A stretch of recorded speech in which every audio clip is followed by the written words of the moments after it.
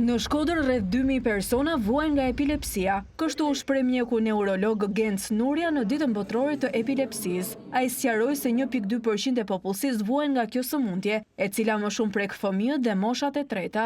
Piku i epilepsisë zakonisht është në moshën e fëmijërisë dhe në moshën e tretë. Diku 1.2% e popullsisë mund të paraqesin kriza epileptike, të cilat në shumicën e rasteve janë të menaxhueshme dhe kontrollohen nëpërmjet mjekimit. Si shkaqet e epilepsisë, kemi smundet e zhvillimit trurit, patologjitë e zhvillimit trurit, kemi smundet e endëve gjakut të trurit, traumat kraniale, smundet infeksioze, të cilat mund të shkaktojnë kriza epileptike.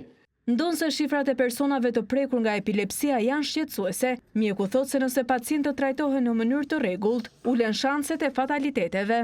Kemi edhe epilepsinë që nuk gjehet shkaku.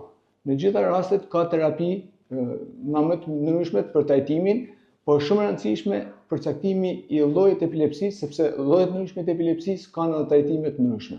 Problematike është sepse këto janë sëmundje që në disa raste fatkeqësisht përfundojnë edhe me vdekje, por nuk u bë trajtimi adekuat. Kemi raste kur pacientët familjarët e neglizhojnë trajtimin nga stigma e kësaj sëmundje, që është një sëmundje si gjithë sëmundjet e tjera dhe që mund trajtohet fare mirë.